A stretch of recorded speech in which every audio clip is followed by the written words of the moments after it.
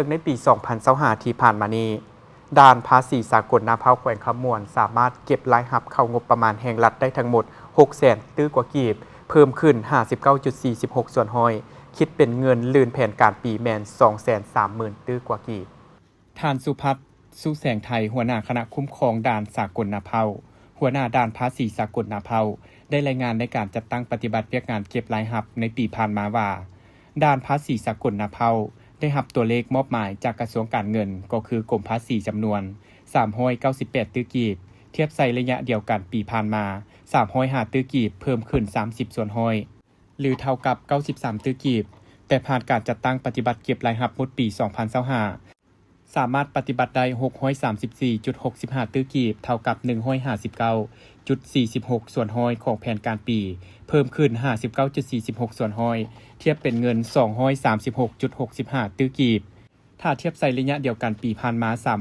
357.16 ตื้อกีบเท่ากับ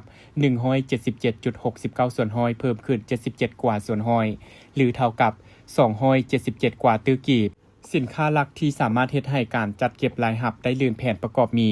การส่งออกให้ทาสต่างๆการนำเข้าน้ำมันเชื้อไฟเครื่องอุปโภคบริโภคสินค้าในหมวดอื่นๆนอกจากนั้นยังมีรายรับจากค่าปรับใหม่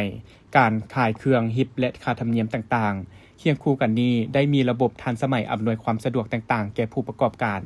นำใช้เครื่องมือที่ทันสมัยเข้าในเวียกงานคุ้มครองการจัดเก็บรายรับเวียกงานภาษีสามารถจัดเก็บรายรับต่างๆเข้างบประมาณของรัฐถูกต้องครบถ้วนและทันเวลาสอดคล้องตามระเบียบกฎหมายส่วนแผนการจัดเก็บรายรับในปี 2026ด่านภาษีสากลนาพร้าวได้รับตัวเลขมอบหมายจากกระทรวงการเงิน600ตื้อกว่ากีบเพิ่มขึ้น61ส่วนห้อยเท่ากับ245ตื้อกว่ากีบเฮ็ดให้การจัดเก็บรายรับบรรลุตามแผนการคณะด่านได้กำหนดมาตรการจำนวนหนึ่งเป็นเวียกจุดสุ่มเป็นต้นกวดกาเอกสารให้มีความรัดกุมถูกต้องตามระเบียบกฎหมายคุ้มครองสินค้าผ่านแดนสากลที่ได้กำหนดไว้ตามระเบียบกฎหมายปรับปรุงคอร์สบริการให้ทันสมัยว่องไวเพิ่มทวีเวียกงานกวดกาสินค้าเข้าออกด่านให้เข้มแข็งกว่าเก่าด้านการหัวไหลของรายรับตามคำสั่งเลขที่18/นย.พร้อมนี้ยังจะได้เน้นให้พนักงานเพิ่มเวียกงานกวดกาสินค้าให้นักแน่นเข้มแข็งขึ้นกว่าเก่าบนพื้นฐานระเบียบกฎหมายที่วางไว้ในใจเฮ็ดให้การจัดเก็บรายรับบรรลุได้ตามแผนการ